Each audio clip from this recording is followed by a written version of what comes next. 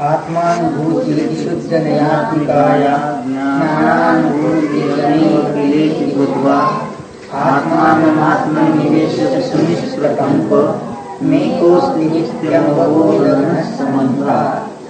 15व्या अध्यायाचे शीर्षक आहे. तर आत्मानं आत्मनि निवेश्य सुनिष्प्रकम्पम् एकः अस्ति नित्य अवबोधघनः समन्वयात्. पाठीमागे जे सांगितलं की आत्मानुभूती जी आहे शुद्ध नयात्मक स्वरूपाची ही आत्मानुभूती आहे. शुद्ध नयात्मक स्वरूपाची जी आत्मानुभूती आहे ती अनुभूतीच काय आहे? ज्ञानानुभूती आहे. ती ही ज्ञानानुभूतीच आहे असे जाण. अशा प्रकारचे जाण म्हणजे काय केलं? आत्म्याला आत्म्यामध्ये निवेश करून हा नित्य अवबोध घनवाला समंत सर्व बाजूने असणारा कसा आहे? सुनिष्प्रकंप एक रूप आहे. असले म्हणजे या ठिकाणी जेव्हा सांगितले ते काय दिलंय? जी अनुभूती आहे ती शुद्ध नयात्मक आहे. म्हणजे इथे काय दिलंय? अनुभूतीचा जो विषय आहे तो शुद्ध नयात्मक आहे. 11व्या अध्यायात जसे सांगितले आहे की निश्चय ज्ञानाचा आश्रय केला म्हणजे सम्यक दर्शन होते. तसे इथे काय सांगितलंय? जी ज्ञानानुभूती आहे ती शुद्ध नयात्मक आहे. शुद्ध नयात्मक म्हणजेच काय? निज ध्रुव.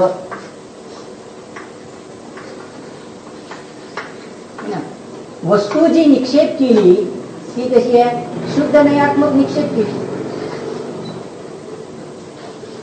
हा विषय ठेवला आणि ज्ञानाने काय केलं? ज्ञानाने हे प्रत्यक्ष जाणलं की मी निज ध्रुव स्वभाव आहे. मी हा जो आहे तो निज ध्रुव शाश्वत ज्ञानानंद स्वभाव आहे. ही जी अनुभूती झाली, ज्ञानात अनुभूती झाली, ज्ञानानुभूती झाली, ती निज ध्रुवाची अनुभूती झाली. 11व्या अध्यायात काय सांगितलं होतं? त्याचं फळ सांगितलं होतं.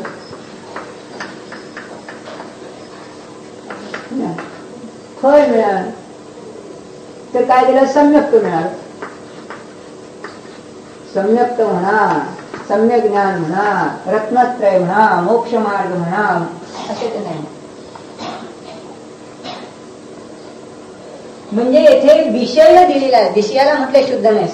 साधन जे आहे हे ज्ञानाचं साधन ते कसं आहे? प्रत्यक्ष प्रामाण्य सहित साधन जे आहे ते हे साधन आहे. ज्ञान हे साधन आहे. मग प्रत्यक्ष प्रामाण्य सहित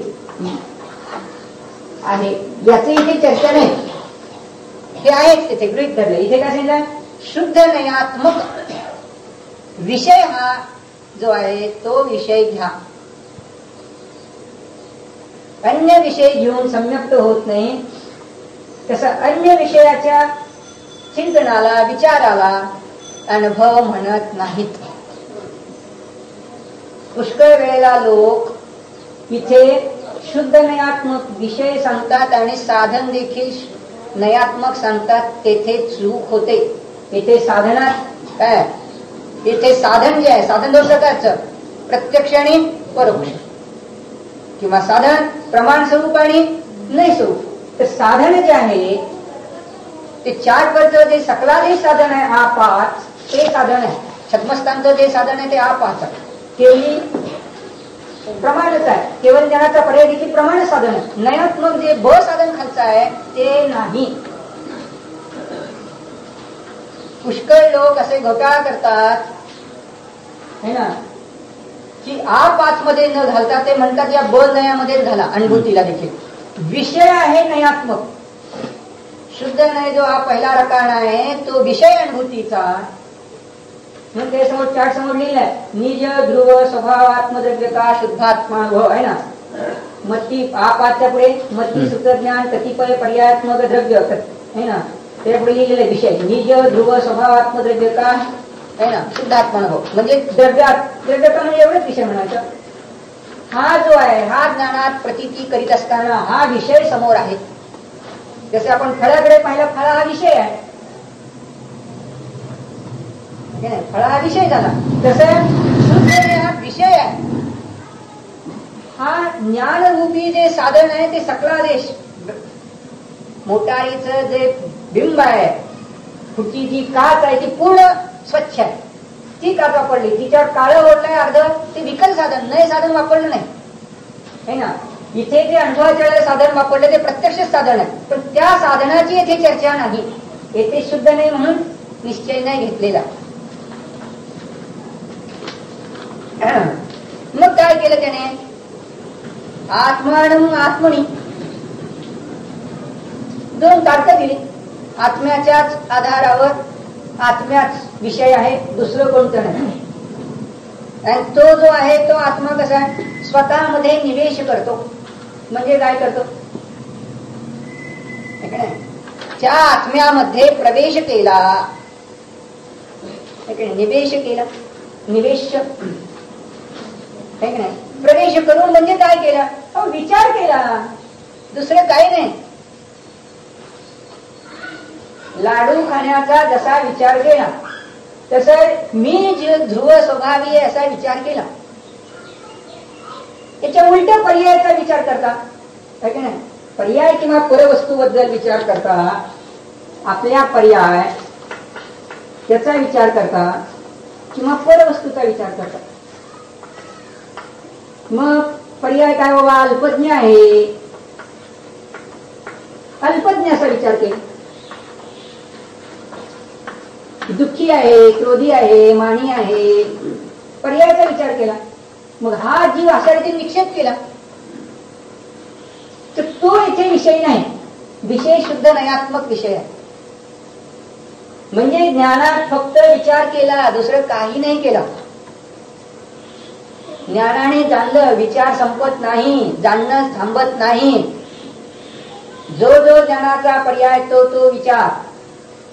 मग विचार दोन प्रकारचे झाले, स्वतःच्या बद्दलचा विचार करणारा किंवा पराबद्दल विचार करणारा, प्रत्यक्ष रूप विचार करणारा किंवा परोक्ष रूप विचार करणारा, प्रामाण्यसहित विचार करणारा किंवा प्रामाण्यरहित विचार करणारा. हे ज्ञानात घडत आहे. मग येथे चिंतन करताना आपण स्वतः आपल्या जवळ आहोत का बघा. आहोतच की आपण ज्ञान आनंद स्वभावाले आहोत. केवळ एकटी पर्यायच आहे का तर नाही. आता आपण शिकलो की ध्रुव पर्याय, गुण पर्याय, अखंड द्रव्य, भेदरूप द्रव्य, अस्थिरूप द्रव्य, नास्तिरूप द्रव्य याची माहिती घेतली. स्वस्वरूपाने आहे, परस्वरूपाने नाही, परद्रव्य आपल्यामध्ये नाहीत. मग ध्रुव एकटा विषय घेतला तेव्हा एक पर्याय भेद जे आहेत ते घेतले नाहीत. अशुद्ध पर्याय नाही, एक देश शुद्ध पर्याय नाही आणि पूर्ण शुद्ध पर्याय नाही. निश्चयाचा विषय घेतला तो निश्चयाचा विषय आहे, व्यवहाराचे विषय घेतले नाहीत. म्हणून तो कसा आहे, शब्द दिलाय पहा कसा आहे तो. प्रवेश करणारा जो आहे तो कसा आहे, नित्य अवबोध घनवाला आहे, एक आहे, एकाकार आहे. सामायिक पाठात म्हणतात की नाही, एको मे शाश्वत आत्मा ज्ञानदर्शन लक्षण. मी माझा कसा आहे, मे म्हणजे माझा, एक आहे, शाश्वत आहे, ज्ञान दर्शनमय आहे. सामायिक पाठाला काय म्हणतात, सामायिक करता सामायिकाला म्हटलं देववंदना म्हटलंय. अजून पुष्कळ लोक बाहेरच्या देवाला देव म्हणतात हे की नाही. काय म्हणतात वंदनाच्या वेळेला, प्राग दिव्य दिव्य ते कशासाठी करतात.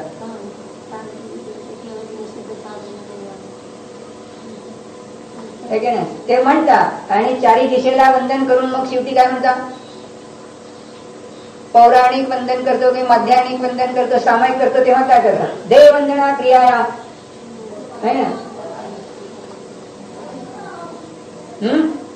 देववंदना शब्द आहे की नाही तिथे? देववंदनाच्या क्रियेसाठी सामायिक स्वीकार करतो. मग कुठं बसला इथं देव? लक्षात घ्या, त्या देवाचं जे वंदन आहे ते केवळ पांगुळ गाड्यावाल्यांसाठी आहे. ते पांगुळ गाडा जे घेऊन बसले आहेत, सुरुवातीला अवलंबन दिलं, पांगुळ गाड्यावर अवलंबनात राहू नको, तू स्वतंत्र चाल. नाही, ते दाखवलं फक्त त्याला दर्पण. बिंब आहे, जिनबिंब आहे. जिनबिंब दाखवून निजबिंब दाखवायला सांगितलं, निज स्वरूप दाखवायला सांगितलं, निजाची ओळख करायला सांगितली. आज जायला सांगितलं. आज गेलात तर खरी भक्ती, खरं दर्शन, नाही तर देवदर्शन नाही. मी म्हणतो शहनाने एवढा केलं की नाही, ते सामायिक करण्यापूर्वी या वेळेला आता आम्ही सामायिकात जाण्यास स्वीकार करतो म्हणतात, तेव्हा देववंदना शब्द आहे, ती खरी देवाची वंदना आहे. आणि मग सामायिकात काय विचार केला? मी माझा आत्मा एक आहे, शाश्वत आहे, ज्ञान दर्शनमय आहे, माझा मी आहे, बाकीचे परस्वरूप माझ्यात नाही, स्वतः स्व आहे, याच्यात हे आहे, हे बाकीचे किती अनंत भेद नाही. असा नित्य अवबोध घडवाला आहे. आणि कायसा आहे? समंतात आहे, संपूर्ण सर्व बाजूने, सर्वात्म प्रदेशाच्या द्वारे. एक तर आपल्या स्वतः ज्ञान घन आहे की नाही, सगळीकडे आपल्या प्रदेशात पसरलेला, नित्य आहे, अनादि अनंत राहणार आहे, शाश्वत राहणार आहे. मग असा जो आहे ही माहिती आणखी सांगतात. मग इथे काय दिलंय? सुनिष्प्रकंपन. प्रकंप नाही, कंप नाही, भेद नाही, तरंग नाही, चलित नाही. अनुभव करताना देखील काय आहे? चित्त चलायमान होणं, डावाडोल होणं, आहे की नाही, संशयित होणं. संशयामध्ये काय? अनेक टोकाला स्पर्श करते, असं असेल का तसं असेल, म्हणून ते चलित चित्त राहतं. संशयामध्ये चलित चित्त राहतं. अनुभव करताना चलित चित्त नाही. अनुभव करताना विषय बरोबर आहे, विषयाप्रमाणे ज्ञान आहे, म्हणून विपरीतता काही नाही. अज्ञान किंवा अनग्रस आहे भावी काही नाही, प्रत्यक्ष स्पष्ट जाणणं घडतं. मग असा जो अनुभव आहे ना, त्याचा विषय निज ध्रुव आहे. मग या शिष्यजातील वरच सुनिष्प्रकंप घेऊन काय वर निष्कंप आहे, म्हणून खाली लोक ते अपदेश सुप्त मध्यमच्या तिथे लावायला जातात, संत लावायला जातात. पण सुप्त प्रमाणे खाली टीका मात्र सूत्र प्रमाणेच आहे, त्याचा बघायला मिळेल. जो पश्यति अप्पानं अबद्ध पुट्टं अनन्नम विशेषम,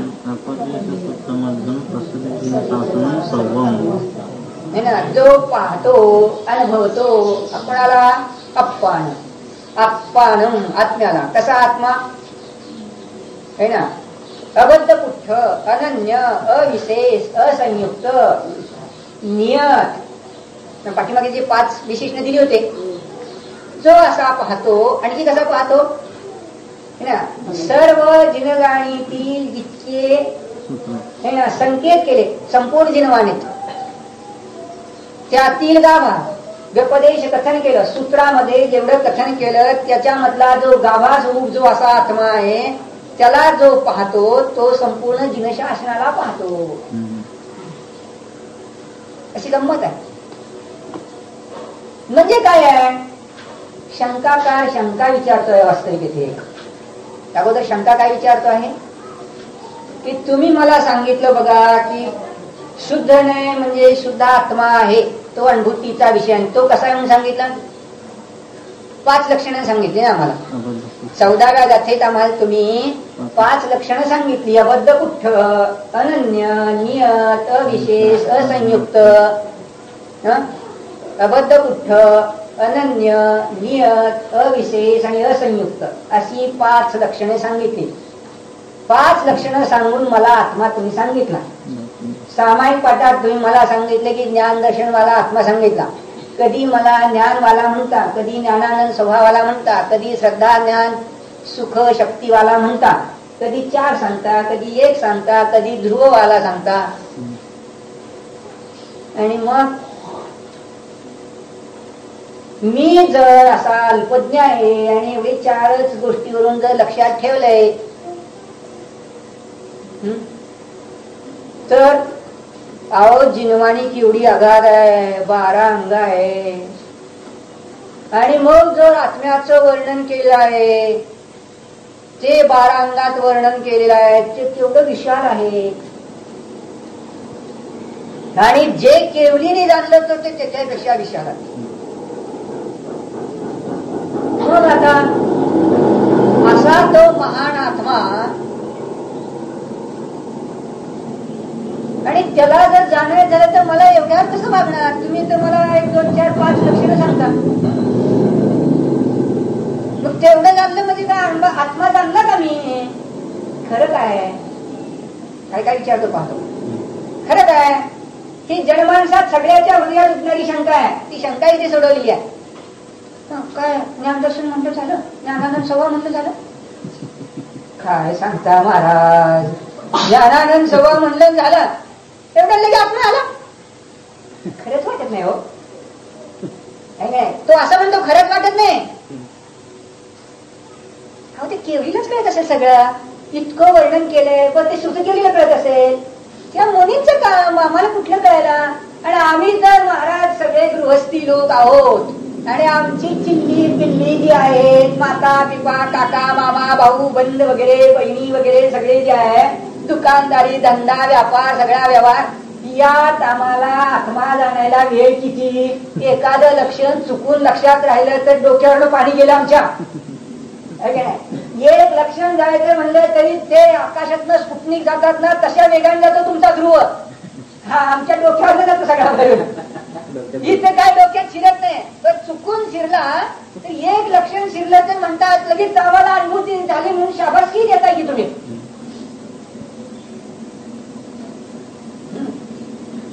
आणि असं कधी होईल काय? एक मोठा मोठा यमे झालेला असेल मला वाटतं. पंडित चढवाद झाला. ते म्हणला इतकं जिनशासन आहे, नुसतं द्विज ध्रुवाचं चिंतन करा, निश्चयण्याचं चिंतन करा. काय निश्चयण्याचं तेवढं चिंतन आहे म्हणजे? निश्चयण्याचे किती भेद प्रभेद आहेत, प्रभाण्याचे किती भेद प्रभेद आहेत, त्यातला निश्चयने कोणता ज्ञान तेवढं निश्चयण्याचं चिंतन करा. अहो ती काय आहे तुम्हाला अपेक्षा काय नाही मिळाले? तेवढंच जाणलं की लगे अनुभव झाला काय? पंडितांनी विचारलं. एका निबंधीत त्याचा निबंधही प्रसिद्ध झाला. तसे एकच पंडित उपलक्षणात्मक सांगितला. तसे अनेक जीव आहेत. या जिनवाणीचं अनेक ग्रंथांचं अध्ययन करणारे जीव आहेत. आणि मग ते म्हणतात एक ध्रुव म्हणले की अनुभव झाला. काय कोणास ठाऊक कसं होणार आहे? मग आजच विचारत असं नाही, कुंदकुंदा सुद्धा विचारत होते. एवढं जाणलं म्हणजे आत्मा जाणला असं काही नाही असं म्हणणार लोक होते. तर कुंद काय म्हणत होते? एवढं जर जाणलंस तरी तू आत्मा जाणलास. जे काही जिनवाणीत सगळं सांगितलंय ते सगळं जाणलं. किंवा जे सर्व जिनशासन आहे ना, सर्व जे जिनशासन आहे, जिनाने सांगितलेलं जे कथन आहे, श्रुत आहे, 12 अंग आहे, त्यातील सगळी माहिती तुला झाली. कोण लिहिलेलं सौवम जिनशासनम है ना, अपरेज सुप्त मध्यम पස්සदी. एवढा एक ध्रुवस्वरूप आत्मा पाहिला की सर्व जिनशासनम पස්සदी. पाहिलंच तू, अनुभवलंस, जाणलंस सगळं. अशीच गाथा प्रवचनसार मध्ये एक आहे की ते म्हणतात केवलीनी जाणलं. केवली मला बघायला पाहिजे बघा, मी आता क्षेपक्षमज्ञानी. त्यात आता 12 अंगाचा पाठी सुद्धा नाही, अल्पज्ञ. आणि मग म्हणाले मला लगेच तुम्ही थोर म्हणता, मोठा म्हणता, शहाणा म्हणता. लोक व्यवहारात जशी आई म्हणते की म्हणले की लगेच शहाणा आहे आमचा बाळ, एक म्हणले की लगेच शहाणा आहे म्हणते, शाबासकी देते. तसं तुमचं झालं, आम्हाला शाबासकी देता लगेच. कौतुक आहे तुमचं, पण खरं काय आम्हाला झालं काय? आम्हाला कुठला अनुभव होणार असं ते विचारतो. किंवा दुसरी काळजी सुरू होते. कोणती काळजी होते? ते 4 लक्षणे कळाली, आणखी लक्षणं कळायला पाहिजे. मग समजा क्षेपक्षम असेल तर तो पाठ करेल. पण सगळी जनता अशी नाही. सगळी जनता अल्पज्ञ. बहुसंख्य जनता कसे अल्पज्ञ आहे, 1, 2, 4 गोष्टी आपलं थोडंसं लक्षात राहतंय, बाकी काय विशेष लक्षात राहत नाही. मग म्हणाले ते तेवढं केव्हा मिळणार, तेवढं सगळं बारांग पाठ कधी होणार. आणि मग म्हणाले ते केव्हा होईल, काळजी लागली आम्हाला. कारण आता अनुभूतीचं वर्णन केलं, अनुभूती केल्यामुळे सम्यक्त होतं म्हणून सांगितलं, ठीक आहे ठरलं म्हणाले तर सम्यक्त प्राप्त करायचं, पण ते तितकं पाठ कधी करणार आता आम्ही. ती गुणस्थान मार्गणास्थान तो धावला जय धावला तरी थोडासाच आहे, 12 अंगातला थोडासा आहे, तेवढं वाचायचं म्हटलं तरी कधी होईल काळजी वाटते. आणि मग आता ते कसं करणार. म्हणजे एकाला काळजी लागली, दुसऱ्याला वाटलं की एवढंच म्हटल्याने काम भरलेल का, असे विचार तरंग आहे. तर दोघांनाही उत्तर काय दिलं, तुला काळजी करायचं काम नाही. एकाच उत्तर दिलं, एकातच. का काळजी करायचं काम नाही, तू एक ध्रुवस्वरूप आत्मा जाणला की जिन शासन सगळं जाणलं नव्हे, केवली सारखं सगळं जाणलं आहे की नाही. केवली सारखं तू सर्वस्व पाहिलं, गाभा पाहिला, संपूर्ण त्यातली माहिती तुला झाली, मूलभूत माहिती झाली, फायदा झाला, काम सुरू झालं, तुला काळजी करायचं काय काम आहे. म्हणजे विशेषाची कांक्षा होऊन जो क्षोभ होत होता, आकुलता होत होती, दुःख होत ते निघून गेलं. आणि ज्याला वाटत होते की एवढ्यात काम भागेल का, तर एवढ्यात काम भागेल. सांगतात ते एवढ्यात काम भागेल का, एवढ्यात काम भागेल. 5 विशेषण सांगितली काय, 8 विशेषण नाही काय, नाही त्याने 1000 विशेषण पाठ केली आहेत, माझ्या लक्षात राहत नाही. मग कसं करू. नसू दे, तुला एक विशेषण बरोबर साधारण माहिती आहे की नाही, मूलभूत काम झालं असं सांगतायत भगवान. म्हणून काळजी करू नको. कारण धंदा काय ठरलाय, आनंदी जगायचे, प्रत्येक वर्तमान समयात आनंदी जगायचे, दुःखी जगायचे नाही. आणि आनंद कसा घ्यायचा, सम्यक आनंद भोगायचा. खोटा आनंद नाही, नकली आनंद नाही, सम्यक आनंद भोगायचा. म्हणून ते म्हणतात तुला एवढंच मूलभूत जाणता आलं तर सगळं जाणलं गेलं, काळजी संपली. त्याला कारण दिलं, का जाणलं कसं गेलं, तर काय सांगितलं, अपदेश सुप्त मध्यम. अहो सगळं कथन जे केलं, सगळ्या सूत्रातून जे कथन केलं त्यात गाभा काय, एक गाभा स्वरूप आहे. संपूर्ण निर्वाणीत जे कथन केलं ते मूळ गाभा रूप आहे, हा हेतू आहे त्याचा. ज्याने अबद्ध पुठ्ठादी स्वरूप आत्म्याला जाणले त्याने संपूर्ण चिदशासन जाणलं, कारण अपदेश सुप्त मध्यम. अपदेश सुप्त मध्यम म्हणजे काय की त्या सूत्रातील मूलभूत गाभा, केंद्र, सार ते जाणलं झालं. संपूर्ण जिनवाणी संकेत करूनही तुम्हाला संकेत काय करायचा आहे, मूळ ध्रुव स्वरूप आत्मा आणि त्याचा अनुभव, वेगळं काही करायचं नाही. जर अनुभव नसेल आणि संपूर्ण अंगाचा पाठी झाला असेल तरी त्याने जिनशासन जाणलं नाही. मिथ्या दृष्टी म्हणतात त्याला. कारण 201, 202 गाथेत दिलंय बघा तुम्ही काढून. 201 आणि 202 गाथा.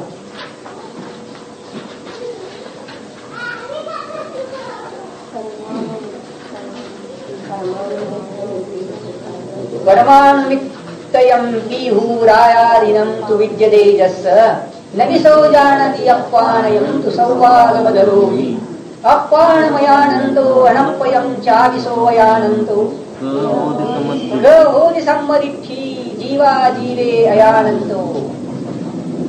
परमाणु मात्र ध्रुवामध्ये मिसळला तरी ज्याच्या हृदयात म्हणजे ध्रुवामध्ये मिसळला असं प्रतीती करतोय तो सर्वांगाचा पाठी झाला तरी देखील आत्म्याला जाणत नाही. मग आत्मा आणि अनात्मा म्हणजे आत्मा म्हणलं ध्रुव आणि पर्याय आणि परभाव म्हणलं अनात्मा, याचं भेदच जाणत नाही. मग सम्यदृष्टी कसा म्हणजे मिथ्या दृष्टी आहे. यातही तशीच गाथा आहे, पंचास्तिकाय मध्येही तशीच गाथा आहे. तसंच ज्याच्या हृदयात परमाणु मात्र राग राहिला तरी मिथ्या दृष्टी समोर होत नाही म्हणून सांगितलं तिथे.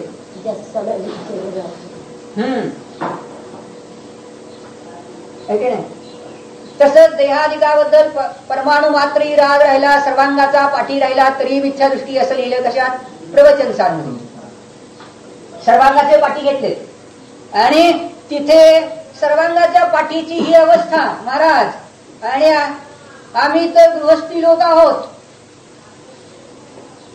सर्वांगाचे पाठी तर गृहस्थी अवस्थेत होत नाहीत. 11 अंगाची सुद्धा पाठी होत नाही.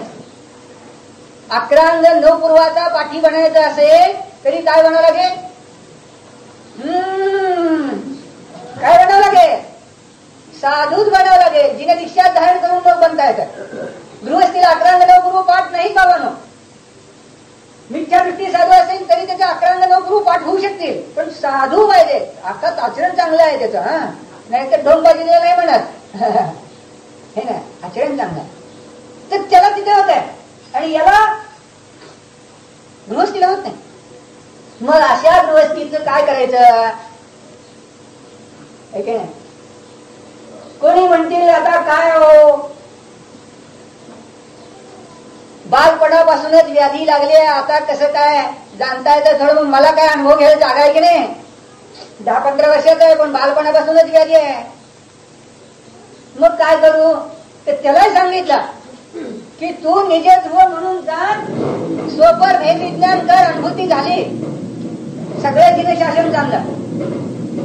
कोणत्याही अवस्थेत पडल्या पडल्या, बसल्या बसल्या, उभा राहायला कोणतंही आसन चालतंय. आसन कोणतं विशिष्ट आहे असं नाही.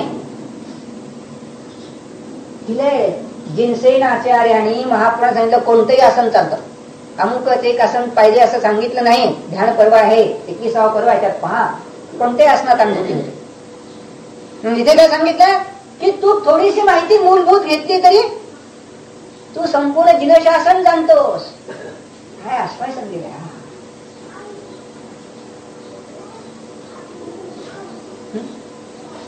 का? संपूर्ण जिनशासनातला गाभा काय? एक ध्रुवस्वरूप आत्मा, चिदानंदाचा अनुभव घेणं, तेवढं काम केलं की झालं तुझं काम.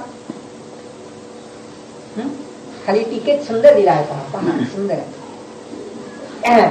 यायम अबद्ध स्पृष्टस्य अनन्यस्य नियतस्य अविशेषस्य असंयुक्तस्य च आत्मनानुभूतिः सा खलु अखिलस्य जिनशासनस्य अनुभूतिः श्रुतज्ञानस्य स्वयं आत्मत्वात् ततः ज्ञानानुभूतिः एव आत्मानुभूतिः.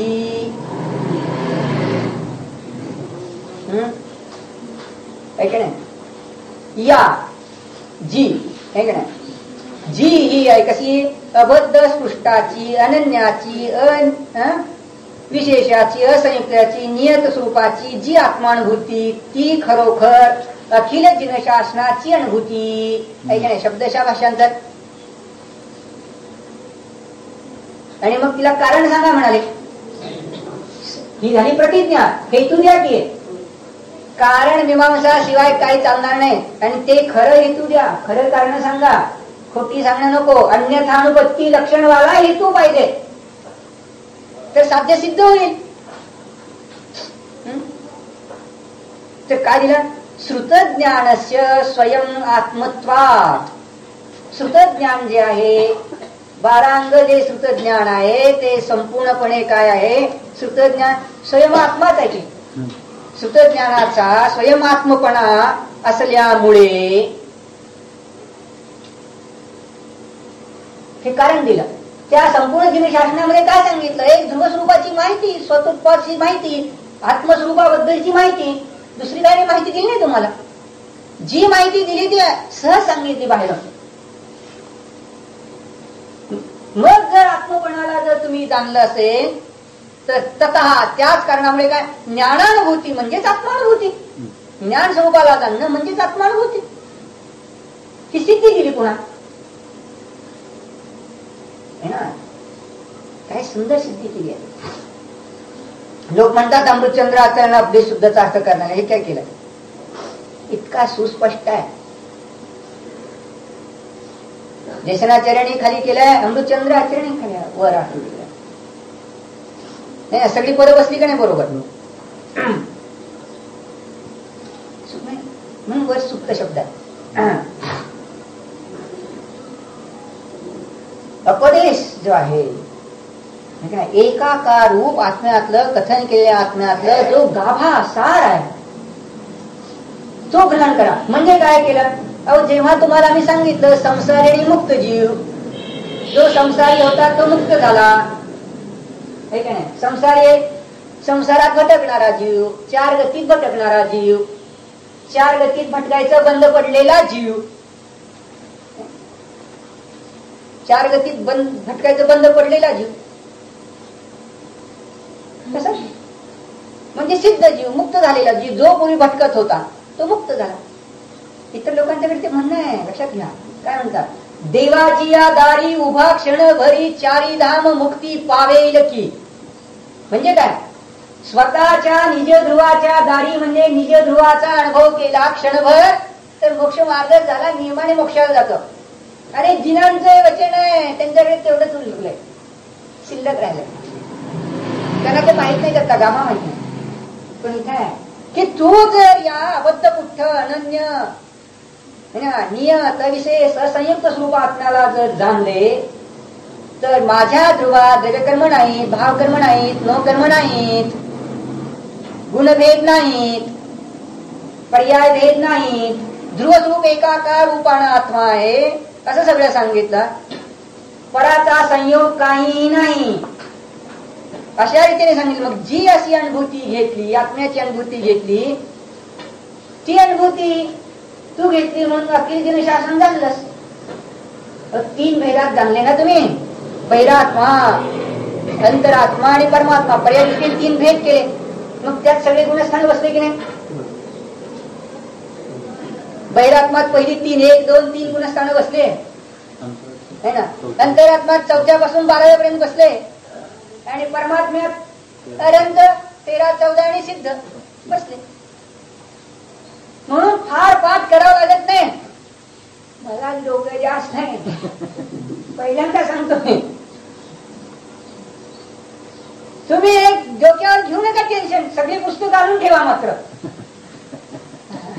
पुस्तकं सगळी आणून ठेवा. काय बिघडलं, आणून ठेवा. इथूपासून सुरू पासून शेवटपर्यंत सगळे अक्षर वाचून काढा. कुठला पंडित येईल म्हणे तुला काय वाचलं कळालं, सरळ सांगा काही कळालं नाही, काही बिघडलं नाही, आहे की नाही.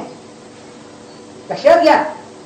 जर कळालं असतं सांगा की हे माहिती कळाली. समजा लक्षात राहिलं नाही कळालं, परंतु अहो पहिली पूर्ण खोरी होती, त्यात एकदा तरी वाचन झालं, काम झालं की नाही. अहो अकलंक होती एक पाठी म्हणून आपण काही थोडेच अकलंक सगळेजण नाही. काही जण असतील आम्हा वगैरे लोक वगैरे चांगले कौतुकास्पद आहे, कौतुकास्पद आहे की म्हणजे जे असे लोक असतील ते चांगली गोष्ट आहे. म्हणजे त्यात वाईट काही गोष्ट नाही, त्यांच्या लक्षात राहील चांगलीच आहे की आवडत नाही ती समाजाची. पण आम्ही त्यामुळे उदास बनायचं काही कारण नाही. त्यांच्या सगळं लक्षात राहतंय, आपल्या लक्षात राहत नाही. किंवा उदास येते आम्ही लघुतत्व सोडवणे काय सांगितलं. अरे का उदास होता बा जीवानो. निज ध्रुव जर स्वतः उदय रूप आहे, स्पष्ट रूप आहे, प्रगट रूप आहे, हा ध्रुव आत्मा जीव तर आहोतच की, का जीवही नाही आपण. रस्त्यावर जर चालला आणि कोणी बाबा म्हणले हे दगड्या तर भांडायला उठू की आपण. म्हणजे मी जीव असताना मला दगड्या का म्हटलास तू, म्हणजे मी जीव आहे एवढं तर पडतंय. मग इथे तेच म्हणतात मी जीव आहे, दगड्या नाही, उद्गल नाही, जड नाही. काय चुकलं का, चुकलं काही नाही. मग पर्याय स्वरूप जे आहे ते आपलं शाश्वत स्वरूप नाही. ज्ञान दर्शन हे आपलं शाश्वत स्वरूप आहे. जे शाश्वत आहे त्याला जाणं नियत स्वरूप आहे. असा चैतन्य स्वरूपी मी आत्मा आहे याची जर प्रतीती केली तर त्या प्रतीतीत संपूर्ण जिने शासनाची प्रतीती आली. तुम्ही गंमत लक्षात घ्या. एवढा मोठा धवला आहे की नाही, महाबंध, धवल आणि जय धवल हे 3. मग या 3च किती आणले बृहद्रव्य संग्रहात. थोडक्यात काय केलं, 2.25 गाथात आणलाय. आणि हा समयसार, प्रवचनसार, नियमसार, पंचास्तिकाय, परमात्म प्रकाश आदी सगळे हे द्रव्यानुयोगाचा ग्रंथ सव्वे शुद्ध शुद्ध नया एवढ्या 1 पाव चरणात आणलं. 3 गाथेत सगळे बसले. लोक विचारतात की म्हणाले ते धवला, जय धवला, महाभट्ट याचं थोडक्यात समयसाराचं थोडक्यात सांगायला येईल का. तर निमितचंद्र आचार्य म्हणजे 2.25 गाथेत बसून. हे आचार्य काय म्हणते, एकच तू म्हण की काय जो है ना, मी अबद्ध पुठ्ठा आहे म्हणजे द्रव्यकर्म नाही, नवकर्म नाही. अहो आकाश देवाशी बांधलोच नाही आपण, धर्मदेवापासून बांधलंच नाही. धर्मदेवाशी बांधलो का नाही, कालावशी बांधलं गेलं, म्हणजे ते सगळं भिन्नच आहेत एक. मग बांधलो कोणाशी, पुद्गल द्रव्याशी, स्पर्श रसगंध वर्णवालेच आहेत. मग द्रव्य कर्म असले काय आणि नवकर्म शरीर असलं काय, त्यांची लक्षणच वेगळे आहेत, ते भिन्नच आहेत. सरळ गणित आहे. भाव कर्म आपल्या ठिकाणी जन्माला येतात, पण ते परक्याची संगत करतात ना. मुलगी जन्माला येते पण ती लग्न करून दुसऱ्याच्या घरी जाते. बघा तुमच्या घरी पोरी आहेत, आजूबाजूला लग्न ठरत असतील, आला लग्नाचा सीझन जवळ है ना, पोरीचं लग्न ठरलं तर लग्न ठरवलं बरं का डॉक्टर साहेब, काय लग्न ठरवलं, फक्त पाहून गेलाय, होय म्हटलंय, लग्न करायचं ठरलंय, तरी काय झोपाळा असतो, झोका झोका, झोक्यावर पोरगी बसते आणि काय म्हणते, या घराची लेख त्या घराची होणार, आणि सगळे चित्तात त्याच चिंतन, खाते इथे, राहते इथे, वाढवलं इथे, आणि काय परक्याचं धन आहे, आणि बाप पण आई म्हणते परक्याचं धन आहे. म्हणजे कोणालाच वाईट वाटत नाही, पोरीलाही वाईट वाटत नाही, आई वडिलालाही वाईट वाटत नाही, भाऊ बहिणीलाही वाईट वाटत नाही. चूक आहे का हे? मग अवस्थेला म्हणतात परक्याचं धन. परकीय द्रव्य तर परकीय आहेत, दुसरे जीव परकीयच आहेत, वेगळेच आहेत. मग परक्याचं धन आहे पर्याय अवस्था, तेवढंच विचार करा म्हणतात. परक्याचं धन आहे आपलं नव्हे, स्व काय गुणमय पिंडवाला ध्रुव, मी ज्ञान आनंद स्वभावाला आहे, बस एवढा विचार करा. मग आपल्या धनाचा विचार करा, लोकांच्या धनाचा काय उपयोग आहे का? नाही, हेच भेद विज्ञान. मग मी माझ्यामध्ये स्वयंपूर्ण आहे, ही पर्याय करणंही माझं कर्तृत्व नाही, कर्तव्य नाही, काही नाही. ती होते जाते जाते जशी काय असेल ती यथायोग्य क्रमाने जाते. म्हणजे काळजी राहिली नाही, पर्याय प्रगट करायचे ही काळजी राहिली नाही, संपूर्ण जीवशासन जाण्याचे ही काळजी नाही. थोडं सोपं काम केलंय म्हणून ते म्हणतात. काय श्रुतज्ञानात मूळ काय, ज्ञानाबद्दल सांगितलं की नाही, म्हणून ते म्हणतात स्वयं आत्मत्वात, ते श्रुतज्ञान समज. यात जसं दिलंय ना तसं धवलामध्ये दिलंय. मला वाटतं 13वं पुस्तक असेल त्यात दिलंय, संपूर्ण जन्मशास्त्राला आत्मा म्हटलं. धवलाकारी तेच सांगतात. म्हणजे आचार्यांचं पूर्वापार कथन एकच, वेगळं नाही, अविरोधी. म्हणून ते सांगतात की स्वयं आत्मत्वात. मग जर असं आहे तर जे ज्ञान घेतलं, जे ज्ञानाने संकेत केला, तो संकेत कशात केला, ध्रुवाचा. अहो संसार म्हणून कोण सांगितला, जीव सांगितला. मुक्त म्हणून कोण सांगितला, जीव. पारिणामिक भावाला जीव सांगितला. एकेंद्रिय म्हणून जीव सांगितला. स्थावर म्हणून त्रस म्हणून जीव सांगितला. जीवत्व महत्वाचं, त्रस स्थावरत्व महत्वाचं नाही. सांगा ते महत्वाचं आहे काय? अहो मनुष्य आहे कोणी आणि त्याला सांगितलं तर तो पिवळ्या फेटेवाला येतो घेऊन. म्हणजे पिवळ्या फेटेवाल्या माणसाला बोलवून आणायला मुलाला सांगितले, पिवळा फेटा म्हणून सांगितलं. जर त्याने तिथला पिवळा फेटा त्याच्या डोक्यावरचा उचलून आणला तर काय म्हणेल पिताजी, तुला फेटा कुठे आणायला सांगितलं? अहो तुम्ही शब्दात तर सांगितलं की फेटा, फेटेवर. अहो फेटे, फेटा म्हणून फेटेवाला सांगितला. महत्वाचा कोण आहे, तो मनुष्य. फेटेला आपल्याला काय करायचं? तसे त्रसस स्थावरत्व महत्वाचं आहे काय? त्रसस अवस्थेत असणारा जीव, स्थावर अवस्थेत असणारा जीव महत्वाचा आहे. जीवत्व महत्वाचं आहे. पारिणामिक भाव स्वरूप जीवत्व महत्वाचं आहे. समजवण्यासाठी सांगितलं की कशात जीव सापडतो. बाहेरचं लक्षण सांगितलं. बाहेरचं लक्षण शाश्वत लक्षण नव्हे, ते अनात्मभूत लक्षण आहे. ज्ञान, श्रद्धा, चरित्र हे वास्तविक शाश्वत लक्षण आहे.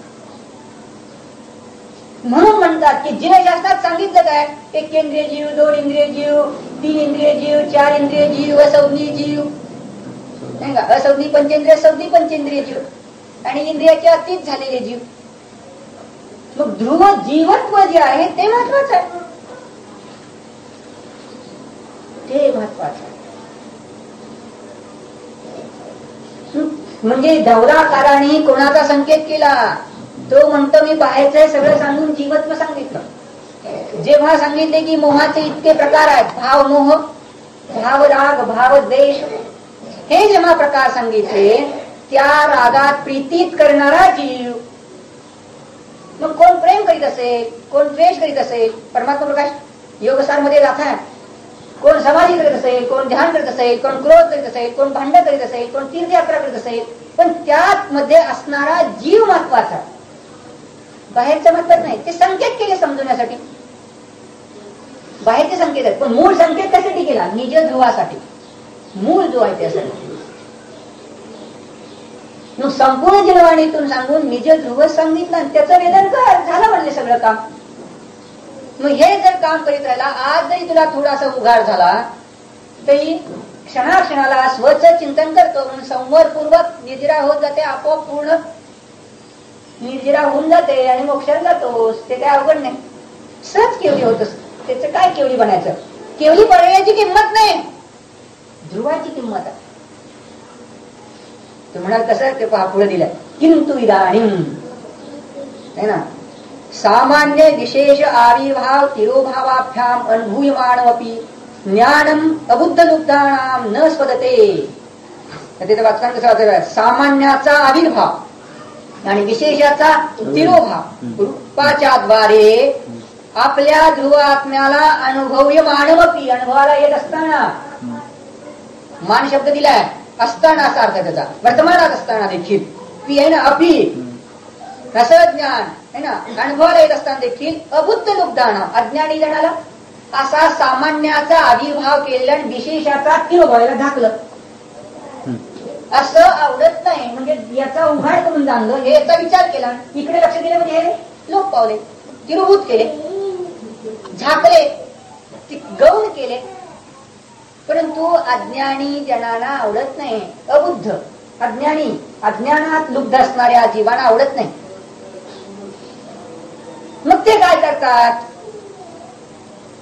तर म्हणाले स्पष्टीकरण देतो, उदाहरण देतो, म्हणजे समजेल. काय करणार? तर काही यथा विचित्र व्यंजन संयोग उपजात सामान्य विशेष तिरोभावाविर्भावाभ्याम अनुभूयमानम लवणम लोकानाम अबुद्धानाम व्यंजन लुब्धानाम स्वदते. व्यंजन लुब्धानाम स्वदते, व्यंजनाची आवड ज्याला आहे त्यांना आवडते, स्वदते स्वाद येतो. कसं आहे ना, काय केलं? विचित्र व्यंजन, वेगवेगळे पदार्थ, काकडी आहे, पेरू आहे, मग काय केलं? वेगवेगळे व्यंजन घेतले, वेगवेगळे पदार्थ घेतले, आणि त्यात काय केलं? संयोग उपजात, त्यात मिठाबरोबर संयोग केला, तर काय केलं? सामान्याचा तिरोभाव, मीठपणाचा तिरोभाव, काकडी बरोबर संयोग केली, विशिष्ट पर्याय आविर्भूत केली है ना, किंवा पेरू बरोबर मीठ लावलं, मग त्या लवणाला तिरोभूत केलं आणि पेरूला आविर्भूत केलं, विशेषाला आविर्भूत केलं. असं अनुभव करणारा अनुभूयमान, कशाला अनुभवलं? लवणाला. लवण म्हणजे मीठ, लवणाला अनुभवलं. मग अबुद्ध लोकांनी, असं व्यंजन लुब्ध लोकांनी ते आवडतंय. काय व्यंजन आहे, भाजी काय सुंदर केली आहे, हा